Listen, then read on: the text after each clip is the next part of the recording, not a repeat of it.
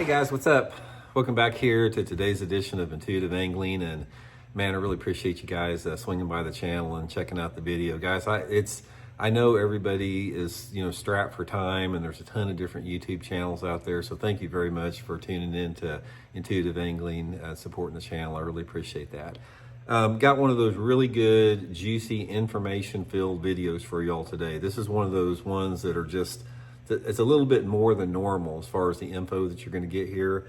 I have got 5 different soft plastics out here, although actually they're all the same, but I've got 5 different ways to rig them. There's 5 different rigging techniques to use on soft plastic lures, and I'm going to go over each one of them in today's video and sort of describe to you the situations that you need to rig them like this in, because every set of circumstances that you have on the water, it can be the type of cover you have, the water clarity, the time of year. There's a lot of variables that determine how you want to rig a soft plastic lure. So we're going to go over each one of the 5 in today's video, and I think it's really going to help you guys out down the road there. Also, guys, a couple quick housekeeping tips before we get started here. You guys may have seen it, but my 8-year-old son, Elijah, started his own YouTube channel yesterday on building stuff. He likes to build stuff around the house here, just little projects. And I just want to ask everybody if you guys that would like to support that and subscribe to his channel. He'd really appreciate that. If you got kids or know any kids or grandkids, I think they'd really like this channel. So I'll put his channel. It's called Building with Elijah. The link to the channel in the description of the video here if you guys would like to subscribe. And also, guys, I'll have all the stuff that I'm talking about here today linked in my Tackle Warehouse description in this video, specifically the hooks and the weights and all that type of stuff. If you guys would like to order some stuff through that link, it's a good way to help the channel. And finally, guys, please swing by and check out my Fish the Moment lake map breakdowns. We got our fall and winter maps up on the fishthemoment.com website. These are maps that I have built myself for fishthemoment.com that give you a great overview of any lake you're going to across the country. Gives you guys GPS waypoints you can go straight to. So I'll have the link in the description of the video here too, to the lake map breakdown. So thank you very much for checking through, listening to all that there. Okay, guys, let's go through all 5 of these here. These are the 5 most common ways to rig a soft plastic bait. And every one of these, like I said, has an application unique to their own. And you really have to utilize every one of these. I mean, there is a time and place for every single one of these. And the consistency that you will have in catching fish by using a soft plastic with these rigs is going to be far and above any other lure category out there. Okay, so the first one, guys, is the wacky rig here. This is very common. All a wacky rig is, usually it's a soft plastic stick bait or straight-tailed worm with a straight shank hook in it. And like I said, I'll link all my hooks. All the hooks I use are the Gamakatsu G Finesse series.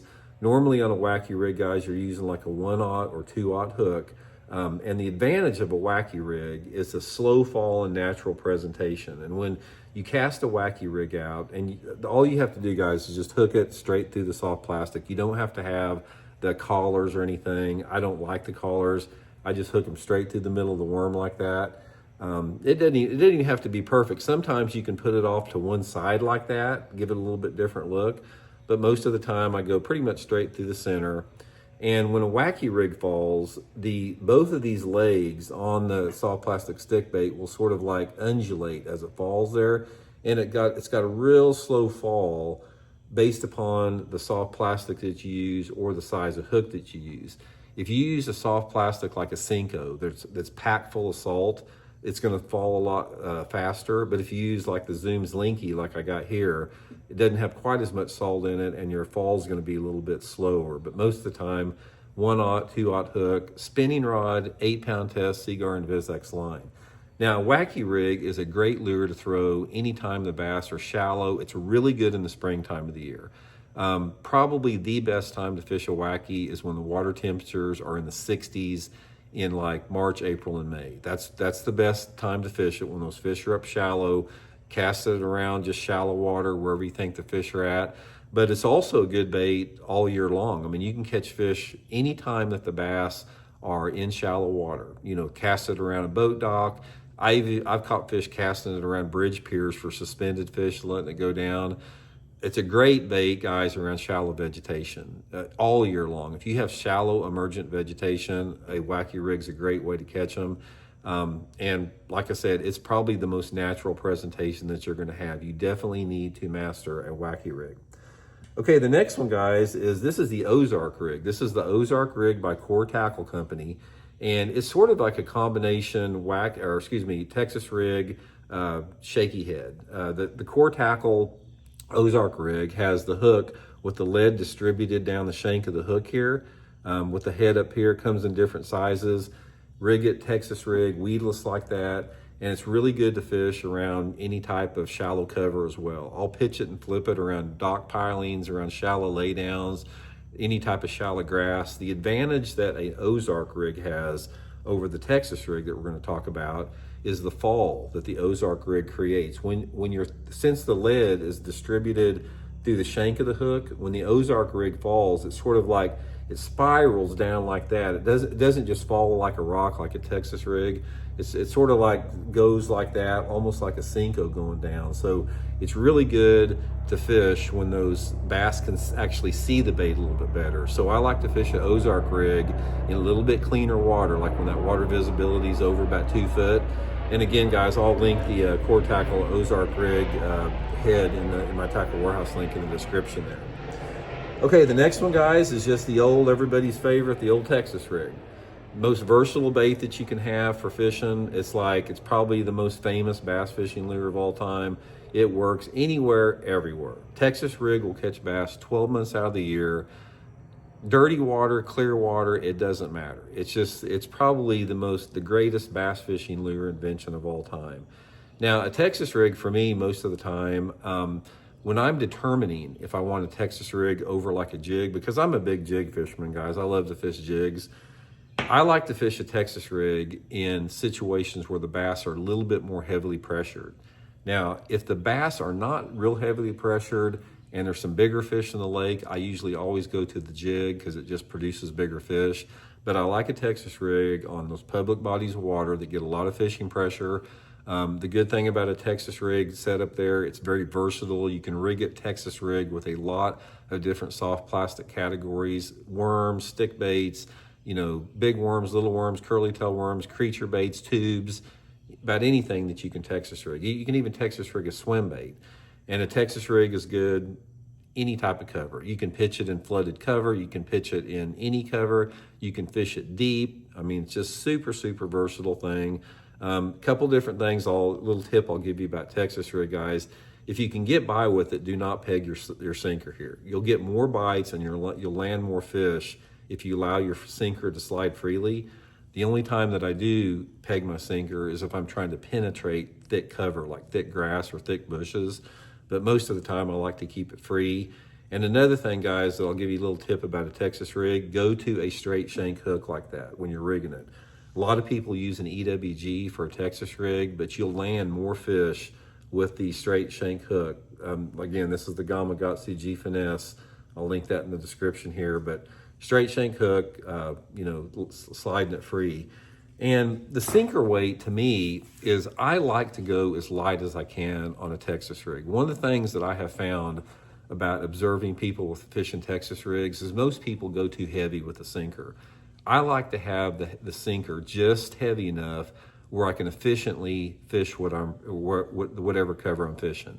If say for example, if I'm flipping cattails or reeds or lay down trees or thick type of cover, I'm going to have to go to a heavier sinker to efficiently penetrate that cover. But if I'm fishing cleaner areas, like say I'm casting a worm or Texas rig off a point, or maybe I'm pitching it next to a boat dock piling that's not real thick, I like to go to the lighter sinker, slower fall. So my two favorite sinker sizes on a Texas rig are an 1/8 ounce and a 3/16 ounce. So just a little tip there, might remember that. Okay, the next one, guys, is probably one of my favorite lures. And if you said, Randy, you have got to catch bass to eat. You got to feed your family. You're not going to have any other food from what you catch. This would be my bait right here. It would be a shaky head. Shaky head setup here, just on a straight-tailed worm. Deadly technique, guys. This is the Gamakatsu tricky head. I'll link that in the description too. This is the best shaky head you can buy right here. Shaky head, you can't go wrong with it. One piece of advice I'll give you on a shaky head is try to go to a light head. This is an 1/8 ounce head which I rarely ever use unless it's really windy or if I'm fishing deep. Best tip I'll give you on a shaky head, guys, is get the 1/16 ounce Gamakatsu tricky head. I'll link that in the description. That light sinker fall on that shaky head with the 16th ounce, it just gets you so many more bites, and you'll land more fish too.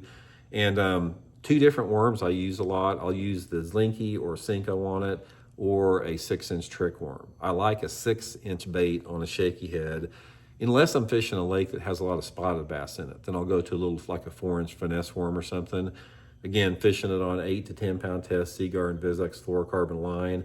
Let me give you one other tip on a shaky head, guys, is when you get the strike, there's a certain way you need to set the hook. A shaky head, for whatever reason, it's just the way the bait is and the way the head is in the worm.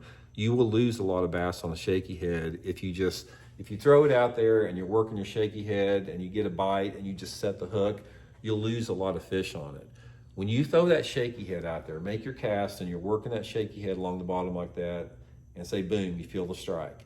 Don't get in a big hurry. Just reel down slow on it and make sure your line's tight. And when that line's tight, just start reeling real fast and pull back into it. Don't set the hook. Just start reeling real fast as you pull in. And that slow, forceful penetration without it jerking hard like that, you'll land a lot more bass than if you do that. And finally, the last one, guys, is a weightless rig. This is the same thing as the Texas rig, basically, except there's no weight on it. It's just a weightless worm. It can be curly tail, straight, tail worm, whatever. Very similar to the wacky rig in terms of the fall rate, but the difference in a weedless, weightless rig out here is you can fish it in thicker cover. Wacky rig has got an exposed hook on it. The weightless rig it's your Texas rig, so you can fish it around grass beds and in a little bit thicker cover.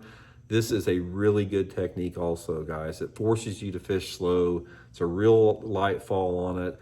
I do use the EWG hook instead of the straight shank on the weightless. Now, the reason I do that is the way the bait falls. The EWG bend in the front sort of acts as a keel, and it falls a little bit more natural than if you have a straight shank in there. So I do like the EWG hook in the weightless rig there. And most of the time, the weightless, I am fishing it on a bait cast rod, usually with 10 to 12 pound test Seaguar and Vizex line. The reason I don't use a spinning rod on it is because it is Texas rig and I have to penetrate some plastic to get the hook set. So I like a little bit more beefy rod, a little bit heavier line with that. But I'll fish the weightless, the same situations that I do the wacky, except if the cover's a little bit thicker. That's usually when I go to that. But anyway, guys, that's just the 5 main rigs. The only thing that I didn't talk about was the drop shot rig. That's a sort of a different, lure category in its own. But the way that I described here, guys, if you utilize these 5 different rigging systems in the areas I'm talking about, it's really going to add up to a lot of good fishing for you guys. So hope it helps you out. We'll talk later.